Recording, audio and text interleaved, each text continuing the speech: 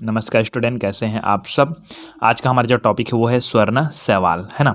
और इसके जस्ट पीछे आपको हमने क्लियर करवा रखी है अग्नि सवाल क्या है ना। तो वो अपना प्रभाग फर्स्ट था और ये आपका प्रभाग सेकंड है ना।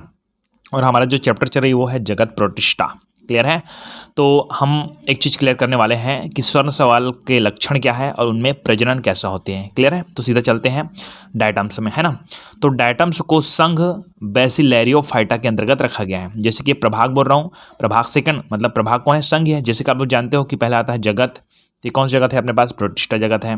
प्रभाग है ना, वर्ग गण जाति वंश ये सब आता है ना आगे, ठीक है। तो अभी हम लोग प्रभाग में चल रहे हैं। प्रभाग मतलब अपने पास क्या है, संघ, संघ मतलब फाइलम और इसी प्रभाग को डिवीजन बोलते हैं। तो ये दोनों सेम है, संघ प्रभाग बोले या संघ बोलो, ठीक है।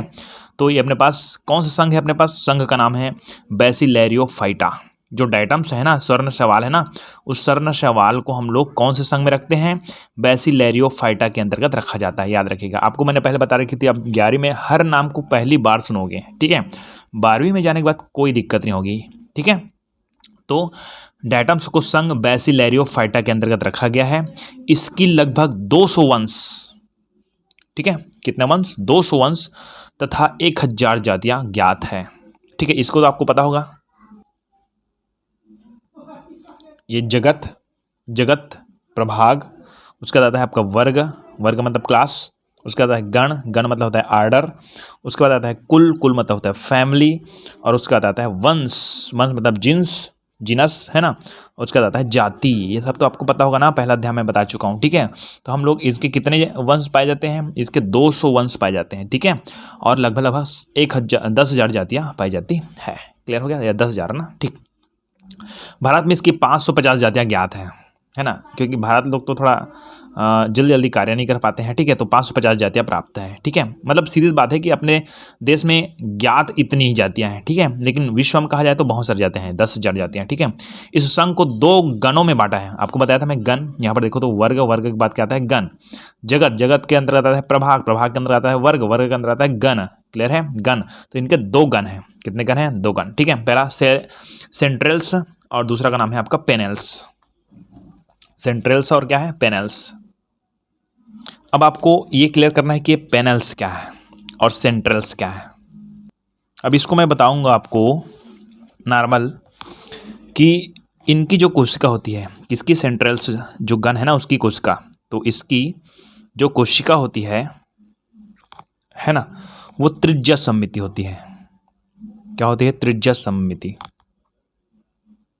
ठीक है। अब ये त्रिज्या सममिति क्या है भाई, है ना। और एक चीज़ और बताता हूँ कि ये समुद्री जल में पाए जाते हैं, इसको भी आप लोग लिख लेना, ठीक है ना। ये समुद्री जल में पाए जाते हैं। कौन, सेंट्रल्स जो गण है उनके अंदर आने वाले जो डायटम्स है वो। अब आपके माइंड में एक चीज़ आ रहा है कि ये त्रिज्या सममिति क्या है सर। देखिए, मान जाए मेरे पास कोई ऐसे पदार्थ है, जैसे कि गोला है, क्या है गोला, इसको मैं किसी भी तल से काटूँ तो 2 बराबर भागों में बढ़ जाता है। देखो तो ऐसे, अगर इधर से काटूँ तो भी ये 2 बराबर भागों में कट जाएगा ना।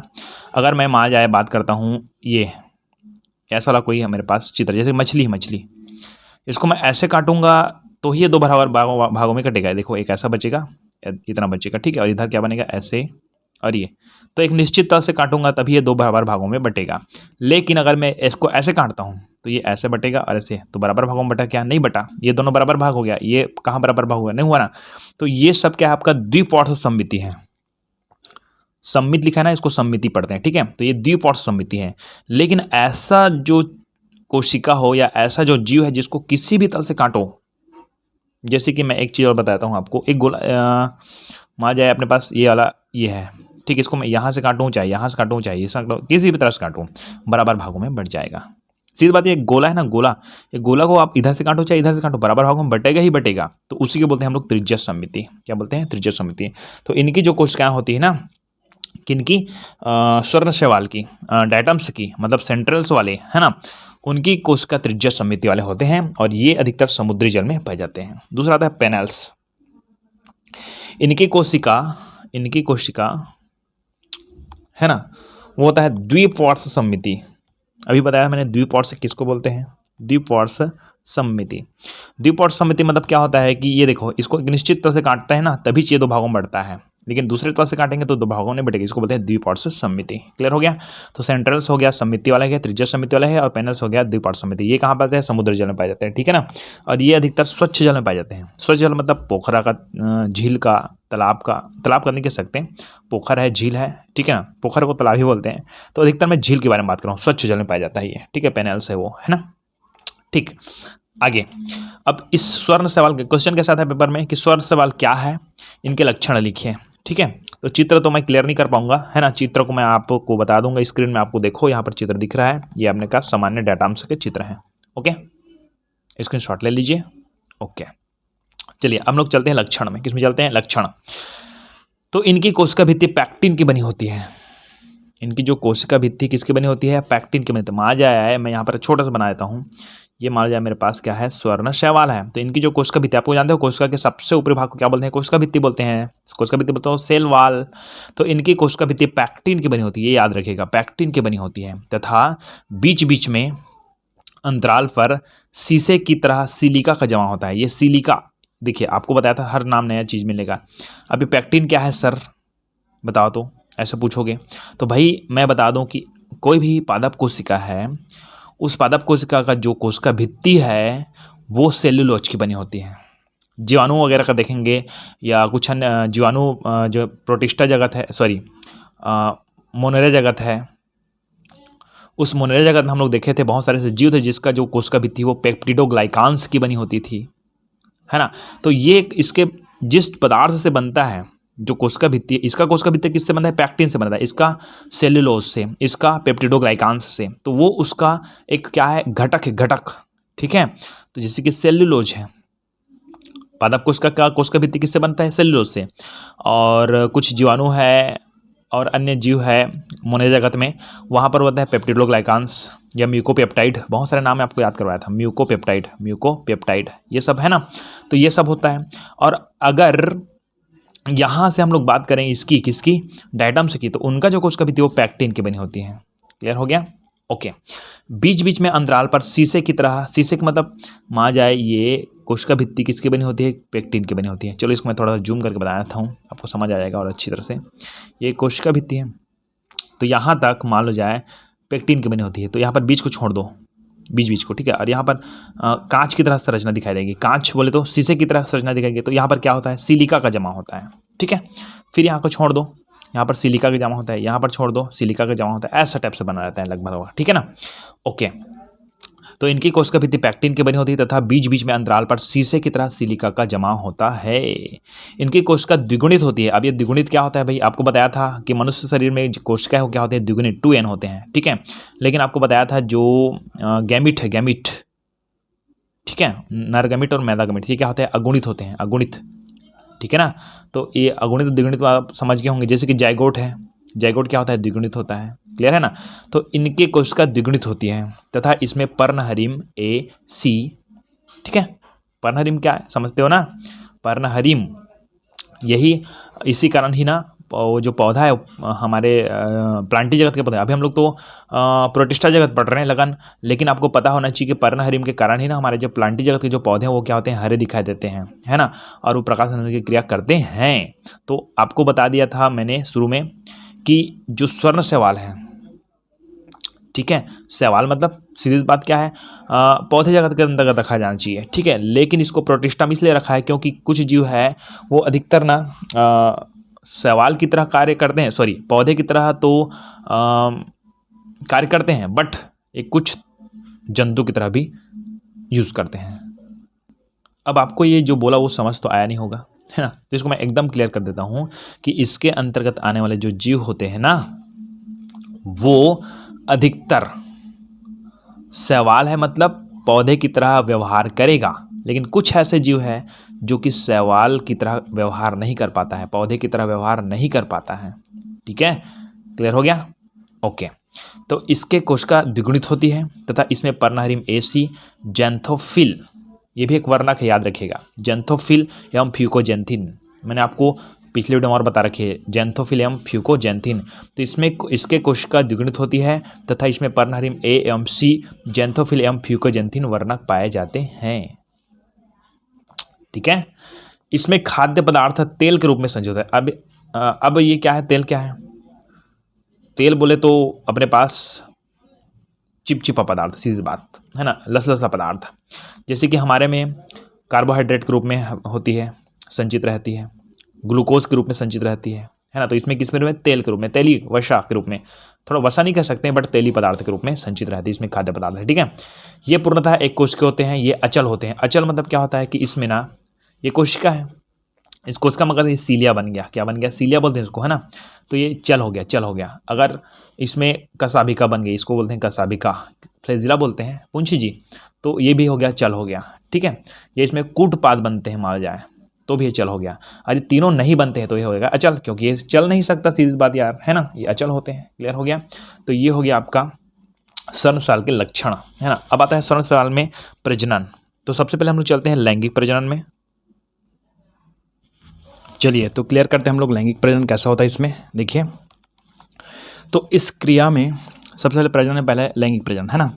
तो इस क्रिया में डायटम्स की कोशिकाएं एक दूसरे के समीप आते हैं लैंगिक प्रजनन में, देखिए, ठीक है। तो डायटम्स की कोशिकाएं एक दूसरे के क्या होते हैं? समीप आते हैं। चलिए तो बात करते हैं थोड़ा से कैसा होता है इसमें। ये सब एक कॉमन सी बात देखिए तो, है ना, डायटम्स की कोशिकाएं एक दूसरे के समीप आते हैं। चलो मान लो जाए, मैं छोटे छोटा बता रहा हूँ, मैं ध्यान सुनना। ये हो गया आपके पास, है ना, मान जाए यहाँ पर इसकी दो कोशिकाएं हैं। डायटम्स कितनी कोशिकाएं? दो कोशिकाएं। इस क्रिया में डायटम्स की कोशिकाएं एक दूसरे के समीप आते हैं एवं श्लेष्मा झिल्ली से घिर जाते हैं। किससे घिर जाते हैं? श्लेष्मा झिल्ली से। ओके, दोनों के जीव द्रव्य संकुचित होकर एमेबाइड युग्मक बनाते हैं। क्या बनाते हैं? एमेबाइड युग्मक बनाते हैं। अब ध्यान सुनिएगा, अब आगे क्या होगा कि श्लेष्मा से घिर जाते हैं। चलो पहले बात तो श्लेष्मा से क्या हो जाते हैं? घिर जाते हैं। ये बना दिया मैंने श्लेष्मा, दो कोशिका हो गया ना इसका, ठीक है। अब इस क्रिया में डायटम्स की कोशिकाएं एक दूसरे के समीप आते हैं। ओके, आ गया, समीप आ गया। एवं श्लेष्मा झिल्ली से घिर जाते हैं, ये भी क्लियर हो गया। दोनों के जीव द्रव्य संकुचित होकर अमेबाइड युग्मक बनाते हैं।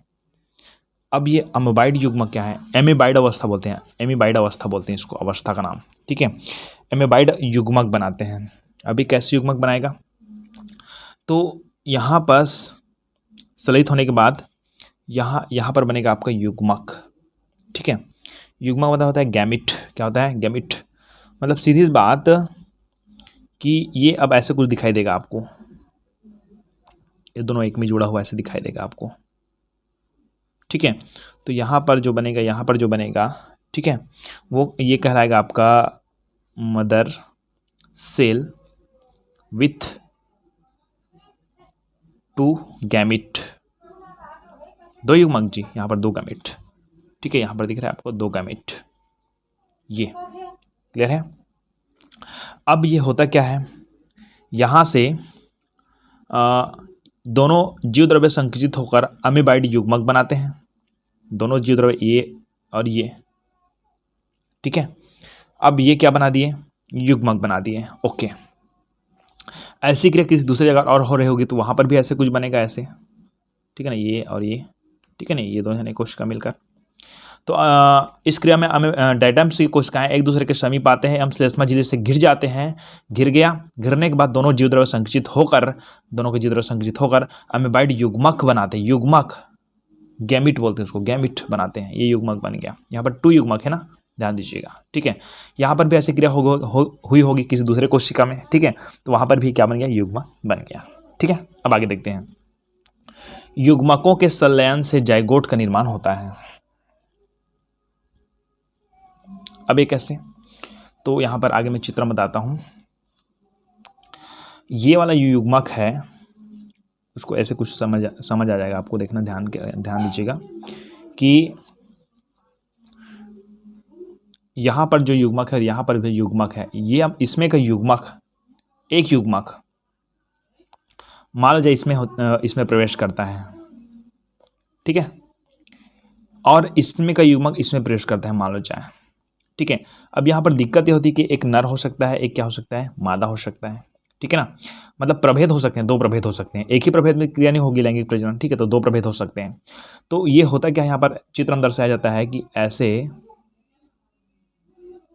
ये एक कोशिका यहाँ ये वाला भाग, एक कोशिका ये वाला भाग, एक कोशिका ये वाला भाग, ये कोशिका का युग्मक ये वाला भाग, और यही इस जगह को अच्छा क्लियर कर देते हैं यार, थोड़ा दिक्कत हो जाएगी आपको। फिर ये दो मैंने पहले बना रखी है, ठीक है, उसके बाद मैं फिर दो बना रहा हूँ, देखो तो ध्यान से ना, एक यहाँ और एक यहाँ। आपको पता है कि दो कोशिका मिलकर यहाँ पर क्या बना है, एमीबाइट क्या बना है, युग्मक बना है, ये युग्मक, ये युग्मक, ये युग्मक, ये युग्मक, ठीक है। अब मैंने दो कोशिका बना दी। अब क्या होता है कि इसमें से दोनों में से, ठीक है, और इस दोनों में से किसी एक में से एक जन इसमें क्या करता है, प्रवेश करता है। तो देखो कैसे प्रवेश करेगा कि ये वाला इसका हो गया, ठीक है, और ये वाला इसका हो गया, ये वाला, ठीक है। अब इसमें का एक जने ऐसे बनाएंगे इसको, ऐसे, ठीक है।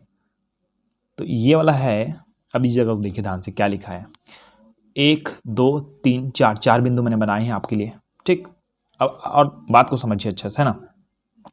अब मैंने 4 बिंदु बनाए, उसमें से एक बिंदु, ये वाला जो बिंदु है वो ये वाला है, ये वाला जो बिंदु है वो ये वाला है, मतलब सीधा ये युग्मक है ना, ठीक है। अब ये एक और ये दो बिंदु है ना, तो इसमें से केवल एक ही बिंदु बनाया मैंने यहाँ पर, और एक यहाँ पर जो बिंदु था वो इधर जा रहा है, ठीक है, मतलब ये अंदर जा रहा है, ठीक है। ऐसी स्थिति है यहाँ पर। अब यहाँ गया, ठीक है, तो आपको पता है कि ये वाला जो पॉइंट है, ये वाला जो पॉइंट है वो कहाँ जाने की कोशिश करेगा, यहाँ जाने की कोशिश करेगा, समझ रहा है। ये वाला जो पॉइंट है यहाँ जाने की कोशिश करेगा, ये यहाँ गया तो ये वाला यहाँ जाने की कोशिश करेगा। आपको समझ नहीं आया तो कमेंट कर सकते हैं, ठीक है ना। 1 2 3 4 4 है, तो ये वाला जो बिंदु दिख रहा है ना, ये लगभग यहाँ पास है, ये वाला है वो यहाँ पास है, ठीक, और ये वाला है वो ऊपर में है, और ये जो नीचे वाला है वो यहाँ पर जा रहा है अंदर की ओर, ठीक है, यहाँ चला गया। तो ये वाला कहाँ जाएगा, यहाँ जाने की कोशिश करेगा। मतलब सीधी बात है कि ऐसी अवस्था फिर प्राप्त होगी। ऐसे देखो तो ये देखो, ठीक है, ये हो गया ना, और ये फिर से प्राप्त होगा जो जैसा था वैसा, लेकिन ये युग्मक एक दूसरे में क्या हुआ है, अलग अलग हुआ है, ठीक है। तो ये दोनों क्या सलित होंगे, ये दोनों सलित होंगे, है कि नहीं। तो यहाँ पर जब ये सलित होते हैं, ये अलग बार की बात कर रहा हूँ, ये अलग सलित होते हैं, तो यहाँ पर बनता है क्या, जाइगोट, इसको बोलते हैं हम लोग जाइगोट। आपको एक ही क्यों बनाया सर यहाँ पर, क्योंकि ये दोनों सलित हो गया ना, जाइगोट बन गया यहाँ पर। लेकिन आपको पता होगा कि यहाँ पर जो जाइगोट बना हुआ है, ठीक, उसमें दो केंद्रक भाग लिए हैं, एक इसका एक इसका, ठीक है ना, ऐसे दो ही केंद्रक भाग लेते हैं, ठीक है। और इस वाले को नॉर्मल बना देना ऐसे जुड़ा हुआ, ये वाला भाग ऐसे बनाना है, ठीक है, और ये वाला भाग को ऐसे बना देना है। तो ये लोग ज़्यादा दर्शाते नहीं, मैं आपको रियल पिक और एक बार सेंड करता हूँ यहाँ पर, है ना। तो आप देख लीजिए, ऐसा रहता है, इसमें समझ आ गया, ठीक। चौथा स्टेप हो गया, ये फर्स्ट स्टेप हो गया, ये सेकंड हो गया, और ये थर्ड हो गया, ठीक है, सॉरी ये फर्स्ट हो गया, और ये वाला सेकंड हो गया, ये थर्ड हो गया, और ये हो गया फोर्थ, ठीक है। और ये फाइव्थ में अपने पास ये जाइगोट है, ये जाइगोट विकसित होगा, और यही जाइगोट फिर क्या बनाएगा, ऑक्सोस्पोर बनाएगा। क्या बनाएगा, ऑक्सोस्पोर, ठीक है। और यही ऑक्सोस्पोर बनेगा ना, वही एक नया डाइटम्स बनाएगा, ठीक है। मतलब ये जो जाइगोट है वो बनाएगा आपका ऑक्सोस्पोर। क्या बनाएगा, ऑक्सोस्पोर, ठीक है। ओके, तो इसको देखिए ध्यान से, इस क्रिया में डाइटम्स की कोशिकाएं एक दूसरे के समीप आते हैं, हम श्लेष्मक झिल्ली से घिर जाते हैं, श्लेष्मक से घिर गया, दोनों के जीव द्रव्य संकुचित होकर, इसका जीव द्रव्य और इसका जीव द्रव्य क्या होता है, संकुचित होकर आमीबाइड युग्मक बनाते हैं। ये युग्मक बना दिए, ठीक है। युग्मकों के संलयन से, अब युग्मकों का संलयन हुआ, यहाँ पर हुआ संलयन, युग्मकों के संलयन से जाइगोट का निर्माण होता है। तो ये बन गया जाइगोट। जाइगोट विकसित होकर ऑक्सोस्पोर्स बनाता है, जो अंकुरित होकर, ये बना दिया ऑक्सोस्पोर, और यही ऑक्सोस्पोर अंकुरित होकर डाइटम्स कोशिका में परिणत हो जाता है। तो यहाँ पर मैं पूरा लिखा नहीं हूँ, यहाँ पर लिख लो कि जो अंकुरित होकर डाइटम्स कोशिका में क्या हो जाता है, परिणत हो जाता है। ये एकदम सामान्य जानकारी है, ये आपको 11वीं लेवल के आधार पर बताया जा रहा है, ठीक है। और यही आप अगर कॉलेज लेवल में जाओगे ना तो बहुत ज़्यादा डिटेल से बताया जाएगा आपको, ठीक है। ये नॉर्मल है, क्लियर। आगे आता है आपका अलैंगिक प्रजनन। अब ये अलैंगिक प्रजनन क्या है, देखो तो, अनुकूल परिस्थिति में डाइटम्स कोशिका का जीव द्रव्य आयतन में बढ़ने लगता है, ठीक। मान जाए मैं यहाँ पर बना देता हूँ डाइटम्स, देखो तो थोड़ा इस समझिएगा, ये मैंने ब्लैक में बना रखी है। इस चित्र को मैं थोड़ा से अलग वाला कॉपी में बनाने की कोशिश करता हूँ, ठीक है।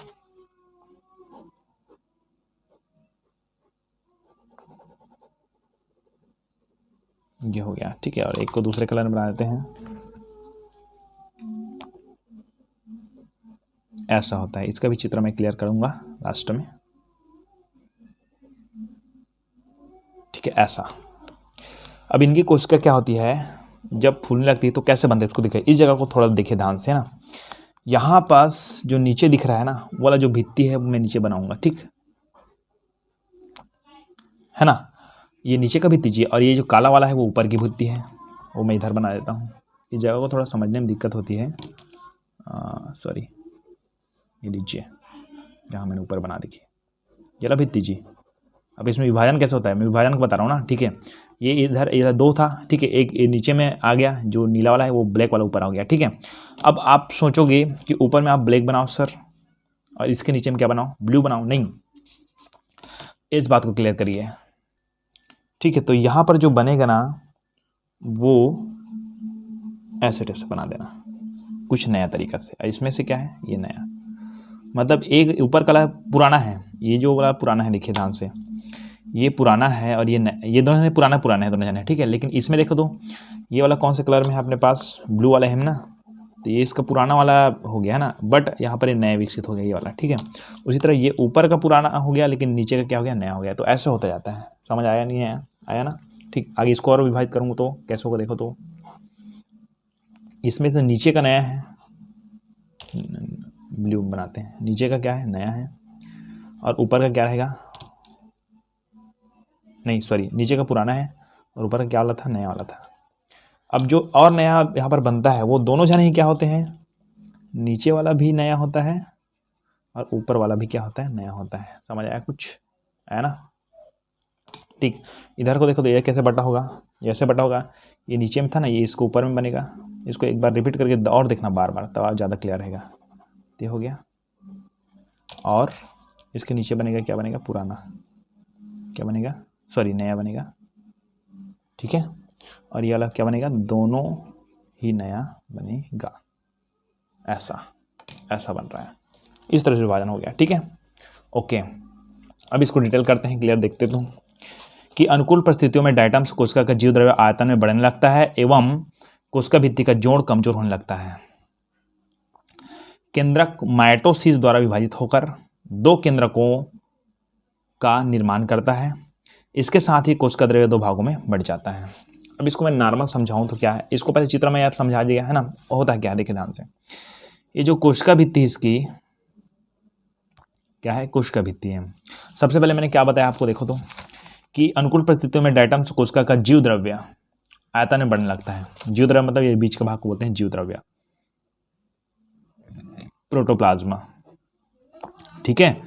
केंद्रक को साथ में गिनेंगे तो प्रोटोप्लाज्म बोलते हैं, ठीक है। जीव द्रव्य आकार में बढ़ने लगता है एवं कोशिका भित्ति का जोड़ कमजोर होने लगता है। कोशिका भित्ति का जो जोड़ है क्या होने लगता है, कमजोर होने लगता है। ये ऊपर का ये नीचे का दोनों का जोड़ क्या होता है, कमजोर होने लगता है ना। केंद्रक माइटोसिस द्वारा विभाजित होकर 2 केंद्रकों में विभाजित हो जाती है। तो आपको बता दूं कि इसके अंदर जो केंद्रक है, इसके अंदर जो केंद्रक है शुरू वाले में, ठीक है, ये केंद्रक 2 भागों में बढ़ता है।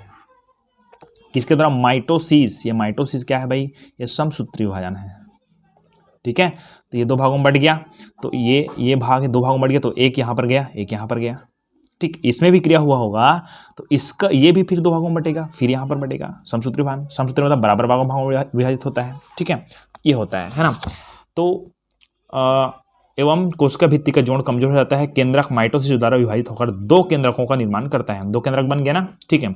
इसके साथ ही कोशिका द्रव्य 2 भागों में बढ़ जाता है। अब ये बीच में उसका क्या है, कोशिका द्रव्य है, क्या बोलते हैं, कोशिका द्रव्य, साइटोप्लाज्मा, साइटोप्लाज्मा। यही 2 भागों में बटेगा, एक भाग यहाँ आ गया, एक भाग यहाँ आ गया। अंदर का बोलेंगे साइटोप्लाज्मा, ठीक है जी।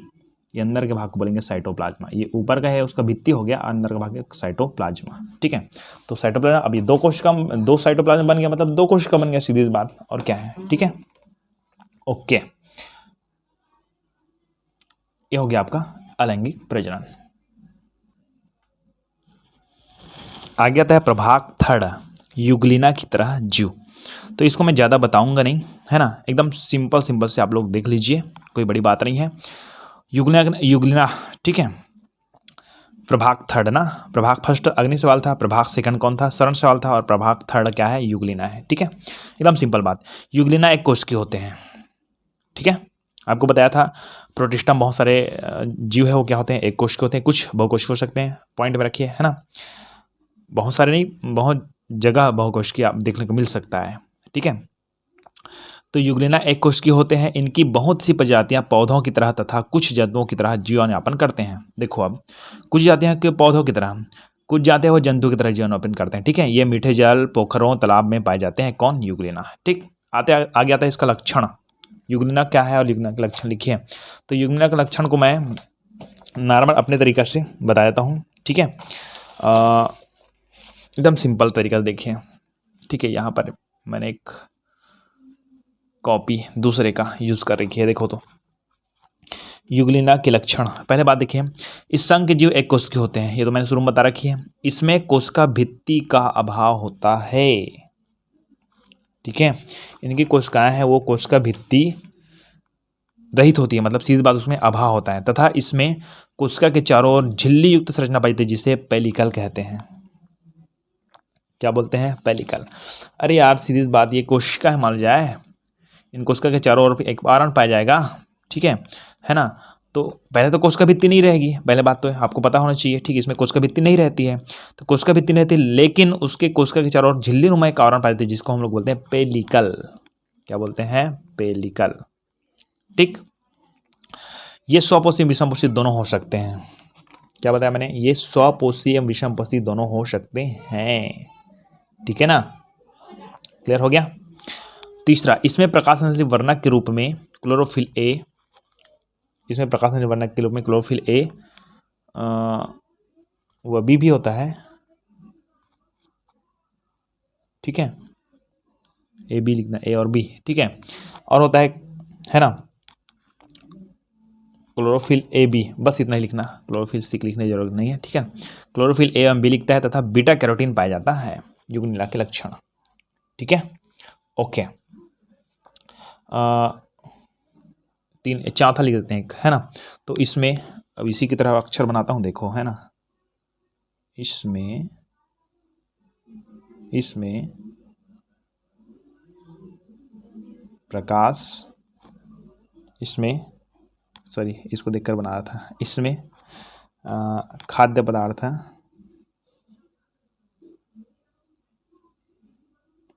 ऐसी बता है ना मेरा अक्षर, देखो तो, इसका खाद्य पदार्थ है ना, वसा के रूप में, वसा के रूप में संचित रहता है।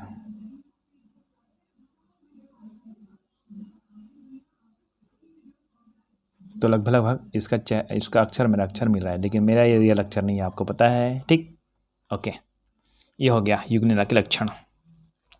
अब हम लोग चलते हैं युगलिना में प्रजनन। ठीक है, चलिए, तो पहला हम लोग चलते हैं कोशिका विभाजन। इसका प्रजनन, पहला प्रजनन है आपका द्विखंडन, बोल सकते हैं उसको डायरेक्टली द्विखंडन, जिसको अनुदैर्घ्य द्विखंडन कहते हैं ना। द्विखंडन मतलब समझते हो ना, ये कोशिका है दो भागों में बंटना, सीधी बात खत्म। ठीक है, इसको थोड़ा डिटेल देखते हैं। यह विभाजन अनुकूल परिस्थिति में होता है, ये तो सब बात जानते हो यार, अनुकूल परिस्थिति में ही होता है। ठीक है, तथा कशाभिकीय सिरे से प्रारंभ होता है। चलो पहले बात करते हैं हम लोग। ये मेरे पास युगलिना है, ऐसे बनाए, ठीक से नहीं बन रहा है तो आप ऐसे बना लेना। ये युगलिना, वैसे तो आपको ऐसे देखने को मिलेगा युगलिना, लेकिन मैं ज़्यादा सिस्टमेटिक नहीं बना रहा हूँ। ठीक है, ये चलो इसको क्रॉस कर देते हैं। ठीक, और यहाँ पर एक ऐसी चीज़ पाया था, इसको बोलते हैं कशाभिका। ठीक, और ये हो गया आपका क्रोमोसोम।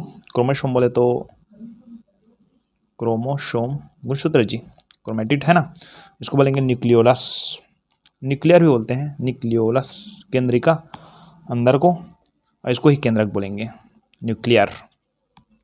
ठीक है, सभी न्यूक्लियस। ठीक है, अब यहाँ पर होता क्या, देखिए, यह विभाजन अनुकूल स्थिति में होता है तथा कशाभिकीय सिरे से प्रारंभ होता है। यहाँ शुरू होता है, देखिए, कशाभिकीय सिरे से, ये कशाभिका है ना, कशाभिकीय सिरे से प्रारंभ होता है।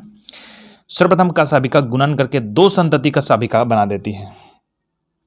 चलिए भाई गुणन कर देते हैं, कोई बड़ी बात थोड़ी है। इसमें कशाभिका, ये कशाभिका ना एक जने दिख रहा है ना, यहाँ पर मैं दो बनाता हूँ। आप देखो तो ये देखो, ये एक और ये दो, ठीक। मतलब ये एक जन है, उसमें गुना हो गया। एक ऐसा रस्सी था, इसमें 20 से रस्सी को चीर दीजिए तो कितने रस्सी बन जाएंगे? 2 रस्सी बन जाएंगे। ऐसी तरह से इसमें भी हुआ है। तो सर्वप्रथम कशाभिका गुणन करके दो संतति कशाभिका बनाती है। ये देखो एक और ये दूसरा, दो संतति कशाभिका बना देती है। इसके बाद इनके सभी अंगों का द्विगुणीकरण हो जाता है। मतलब सीधी बात, ये धीरे से हौले हौले ये क्या होने लगता है? टूटने लगता है, ठीक है। ये टूटने लगता है। उसके बाद कंप्लीटली ये क्या होने लगता है? ऐसे अलग होने लगता है। दिख रहा है?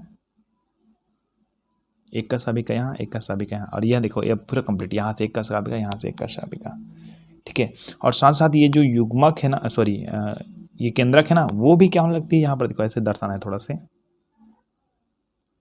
ठीक है। ये भी टूटने लग रही है और धीरे धीरे ये इसमें एक, इसमें एक, और कंप्लीटली ये हो गया फिर अलग अलग वाला, और ये दूसरा हो गया अलग वाला, ठीक है। दो युग्मक क्या बन गया? युगलिना बन गया।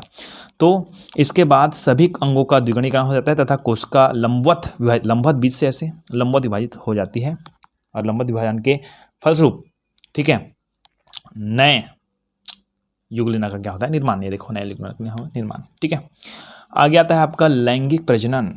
कौन सा प्रजनन आता है? लैंगिक। तो लैंगिक को मैं लिख नहीं पाया हूँ, लेकिन आपको समझ जाओगे, ध्यान से समझना कि प्रतिकूल स्थिति, अर्थात लिख देता हूँ जी फटाफट। प्रतिकूल स्थिति होने पर, क्या होने पर? प्रतिकूल स्थिति होने पर, है ना, पोषक पदार्थ, कौन सा पदार्थ था? पोषक पदार्थ की कमी होने की स्थिति में जो युगलिना है अपनी रक्षा के लिए कठोर भित्ति वाले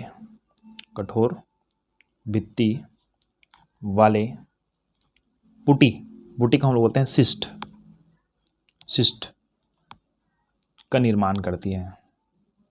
चलिए इस जगह को देखिए कि प्रतिकूल अवस्था जब भी आती है ना, तब ये जो युगलिना है, ये युगलिना हो गया जी, ठीक है। इस कौन सी परिस्थिति भाई? प्रतिकूल परिस्थिति आती है तो ये अपने चारों ओर पोषक पदार्थ की कमी होने की स्थिति में ये गुना अपनी रक्षा के लिए कठोर भित्ति का क्या करती है? निर्माण करती है। कर दिया, ठीक है, जिसको हम लोग क्या बोलते हैं? पुटी बोलते हैं। चलो यहाँ पर पुटी बन गया, ठीक है। पुटी का निर्माण होता है ना। जो अनुकूल परिस्थिति आने पर अंकुरित होकर नए कोशिका बनाती है। देखिए ध्यान से, ये मान जाए, अब ऐसे गोल बना दिया मतलब ऐसा नहीं, ऐसे ही होता है, ठीक है। ये हो गया आपका युगलिना, और इसके चारों ओर क्या बना देते हैं हम लोग? क्या बनाते हैं आपके पास? ये बना दिया मैंने, क्या? सिस्ट।